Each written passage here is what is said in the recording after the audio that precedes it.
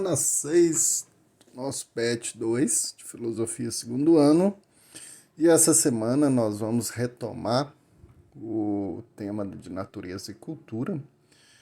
Já vimos no PET 1 algumas características, alguns elementos. Então é bom a gente aprofundar um pouco mais, sabendo que são dois conceitos importantes para entender dentro de filosofia e essenciais para diferenciarmos muitas outras coisas. Então é muito importante isto, que a gente preste bem atenção e consiga diferenciar. E mais do que isso, perceber que não são conceitos que apesar que estão muito presentes no nosso senso comum aí, no nosso linguajar, mas em filosofia tem uma importância muito grande.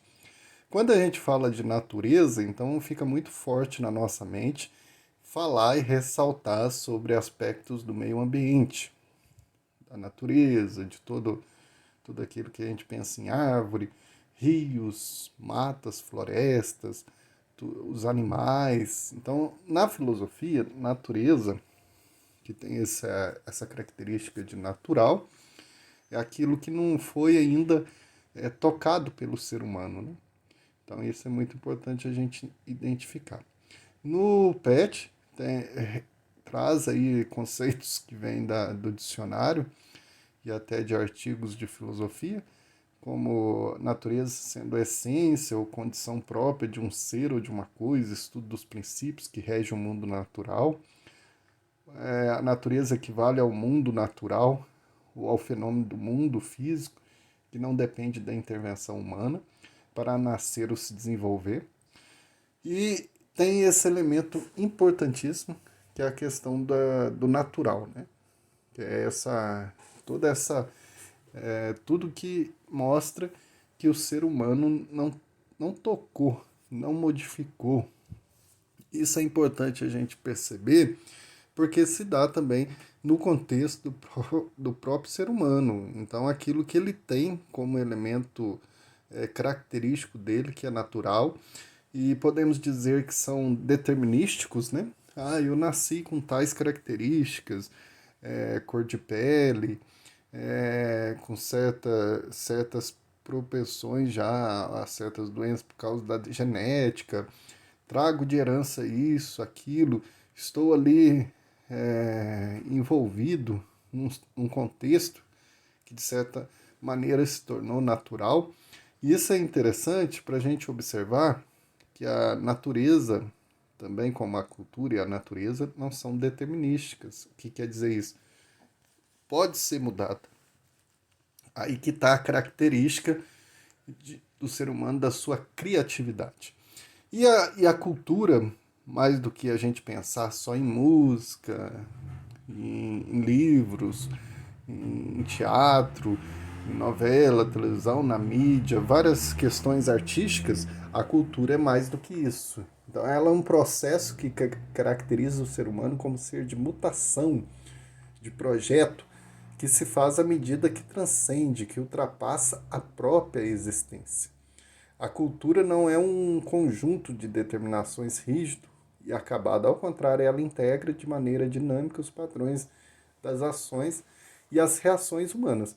A cultura é a expressão de um povo em toda a sua linguagem, a sua vivência, e a gente vai ver que ela tem esses aspectos positivos e também tem os aspectos negativos, porque tem coisas que são da cultura e que vêm aí sendo transmitido de geração em geração e que são anacrônicos, fora de época, atrapalham. Então é importante a cultura ser transmitida, mas tem elementos que atrapalham. Por exemplo, já teve época que a mulher não poderia votar, não poderia participar. Teve épocas que a mulher, o negro, não era considerado como se não tivesse alma. A criança era considerada como um ser adulto em miniatura. Então, Jean-Jacques Rousseau, que traz o conceito de criança, e depois aí na contemporaneidade a gente percebe todo um desenvolvimento desse, o que é criança. Então tem várias questões culturais que ainda são fortes e atrapalham e precisam ser modificadas. A cultura também não é determinística. Ela influencia na formação do ser humano, ela mostra aquilo que é do ser humano de forma transcendental. O que quer dizer isso? O ser humano não é apenas um ser, um animal ali que precisa comer, beber. Ele tem elementos que são muito mais importantes do que isso. Porque quando a gente prepara, por exemplo, um casal que vai comemorar uma data importante e prepara ali uma mesa e faz toda uma simbologia de objetos, de momentos. Então, aquela questão do comer e faz uma comida cheio de detalhes, e a questão até mesmo dos talheres. Então, não é uma questão só de querer comer, querer se alimentar, matar a fome, tem todo um simbolismo. E esse simbolismo que transcende, que vai além dessas características que são naturais. O ser humano é um ser que transcende sempre a natureza. A cultura, ela transcende. Porque a cultura mostra que o ser humano, ele, vamos dizer, num linguajar mitológico, está ligado aos deuses. Ele tem essa característica dos deuses. Ou o ser humano, ele mostra que o físico, aquilo que se vê, vai muito mais além. Tem elementos que são até idealísticos. E é interessante que a cultura, toda essa transcendência também, ela é transmitida, ela é educada, ela é passada de pais para filhos. Mas, igual eu disse, a cultura, ela mostra a identidade de um povo, mostra assim, mostra com certeza características de uma vivência, de uma construção. Mas, igual eu disse, sempre ela precisa ser revista. Você tem aspectos culturais hoje de, de dominação da natureza, de exploração. Então nós vemos que hoje o mundo não é tão grande como a gente imaginava, porque ele precisa ser cuidado. Então uma ação má, uma ação assim sem consciência acaba que impacta em toda a nossa humanidade. Então a gente precisa cuidar desse ethos do mundo, né? Então essa semana ajudou a gente a refletir sobre esses aspectos que já foram refletidos, a gente está retomando, né? De natureza e cultura. E nós temos aí 3 atividades, 2 atividades para fechar o nosso PET 2, que é a sexta semana, a última. Tem a primeira beta, né? Você falar com as suas palavras o que seria essa noção de cultura, e depois sobre diversidade cultural e sobre aspectos culturais da nossa República Brasileira. Então são 2 questões objetivas e uma aberta. Então é um assunto importantíssimo na filosofia, merece sempre a gente estudar, aprofundar, para perceber o que significa, porque natureza e cultura é para a gente responder a pergunta, o que é o ser humano? Então, no dissertar, no aprofundar esse tema, a gente entende o que é o ser humano. Então, bons estudos, boa leitura. E na segunda parte, quem está aí seriamente preparando para o Enem, eu vou analisar uma questão aí para a gente estar sempre estudando e percebendo aquilo que mostra no Enem, as pegadinhas, estratégia para a gente se preparar. Bons estudos e até a nossa próxima aula. Para aqueles alunos que estão aí se preparando para o Enem, que é muito importante, é uma porta de entrada para a universidade, é um momento importante que muitos alunos estão se dedicando, então é bom a gente ver e analisar uma questão sempre anteriormente, que já aconteceu em outros, todos os vídeos eu coloco uma questão aqui de filosofia, para vermos boas estratégias, percebermos como que se dá as questões do Enem. Desde 2009 ele tem essas características. Dessa semana nós vamos ver de 2015, uma questão que está relacionada com filosofia existencialista, natureza e cultura, várias temáticas aí. E é uma questão de Simone de Beauvoir, uma filósofa francesa, que era mulher do Jean-Paul Sartre, companheira, e que esta questão em 2015 deu muita polêmica, mas muita polêmica. Se vocês pesquisarem aí na internet vão achar muitos artigos falando, muitas reportagens dos jornais na época, porque os grupos conservadores ficaram muito revoltados, muitas das vezes sem conhecer a própria filosofia de Simone de Beauvoir. Mas ela vem do século XX, somente aí as décadas de 60, que teve grandes revoluções para vários movimentos, em especial o movimento feminista. Então a questão 42 diz que uma fala dela, num livro importante que ela tem que chama O Segundo Sexo, ninguém nasce mulher, torna-se mulher. Nenhum destino biológico, psíquico, econômico define a forma que a fêmea humana assume no seio da sociedade. É o conjunto da civilização que elabora esse produto intermediário entre o macho e o castrado, que qualificam o feminino. Então essa fala dela é muito importante, é uma evolução no pensamento, que a gente até hoje tem muitos grupos que ainda não entendem isso. Então quando se diz aí em verdades absolutas, a pessoa já tem essas características, já nasceu assim, quer determinar quem é a pessoa, sem perceber que ela vai se moldando, vai se formando com as questões culturais. Então nós temos aí a alternativa, as várias alternativas, aqui corresponde a C, porque aqui no enunciado pede-se, a gente sempre tem que estar atento ao enunciado, que nós vamos ver que nas alternativas tem muita pegadinha ali. Na década de 1960, a proposição é essa forma de raciocínio muito próprio dos filósofos, que tem aí suas argumentações estruturadas. A proposição de Simone de Beauvoir contribuiu para estruturar um movimento social que teve como marca.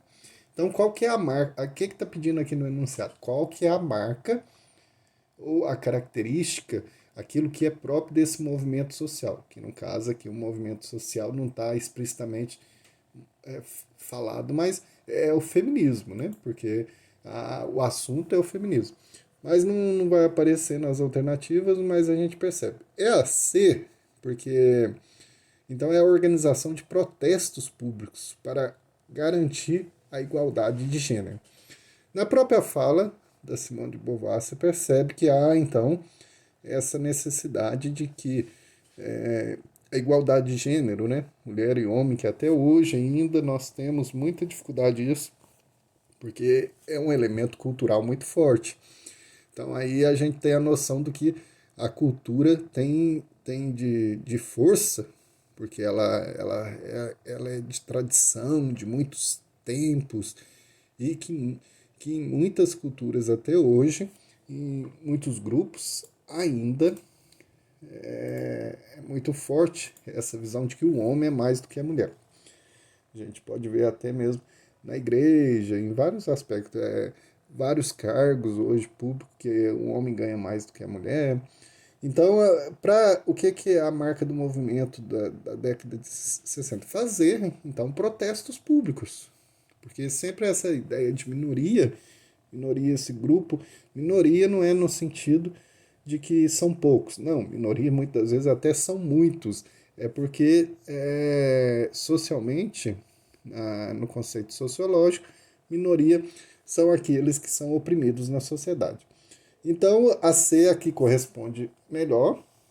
A Simone de Beauvoir ela foi essa ativista feminista escritora, preocupou sobretudo de desnaturalizar o conceito de feminino. O que é isso? Desnaturalizar é porque vai ficando natural. Por exemplo, teve épocas que bater, e ainda na cultura hoje, apedrejar uma mulher porque ela cometeu um adultério, por exemplo. Fica natural. Hoje é natural matar pobres e negros, os policiais, por exemplo. Então vai ficando natural. O que é natural? As pessoas vai pensando que aquilo faz faz parte da nossa cultura. Então, o feminino, o que é a mulher, então até a década de 60, aí 1960, era muito forte essa submissão da mulher. Então ela tenta mudar isso. E os movimentos sociais da época tentam também.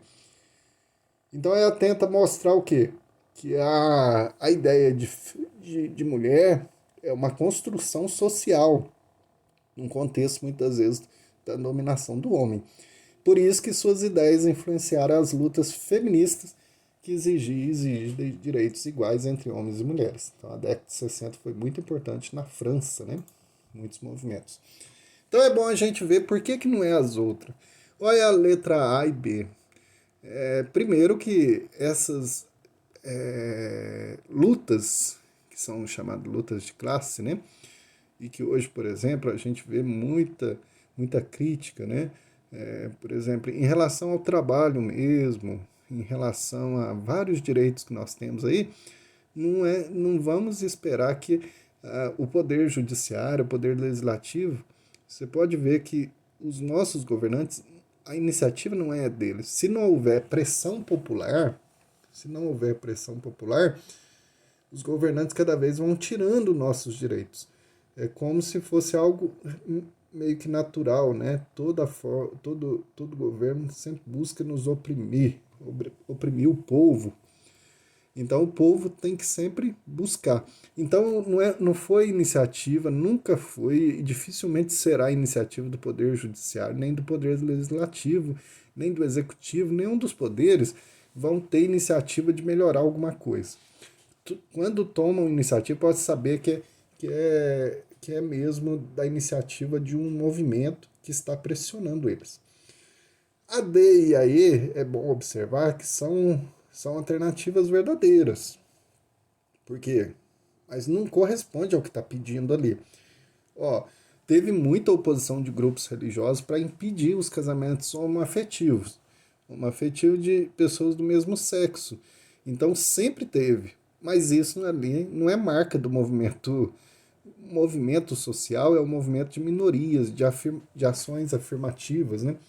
Estabelecimento de políticas governamentais para promover ações afirmativas. Sempre quando o povo movimenta, existe então políticas de governo para promover então ações que afirmam essas minorias, que lutam por seus direitos, seja os índios, as mulheres, os negros, os homossexuais, toda minoria que é aquela excluída da sociedade, né, oprimida, é importante as políticas, mas no caso não é marca do movimento social. O movimento social são do povo, é pessoas que movimentam a própria sociedade, a sociedade civil, para lutar por seus direitos. Então não é o governo aqui, políticas, na letra E, está falando de políticas de governo. Não é o governo que cria movimento popular, social, popular, movimento de minoria, tem vários nomes. São as pessoas muitas vezes, aquelas que são oprimidas, né? As mulheres na época, que movimentaram, que fizeram essa reação. Então a D e a E são alternativas que diz verdades do que aconteceu, mas não está ligada a movimento social, igual a gente percebeu aí no enunciado. A proposição contribuiu para estruturar um movimento social, que aqui não diz qual que é a marca dele, a característica, não diz explicitamente, mas é um movimento feminista, né?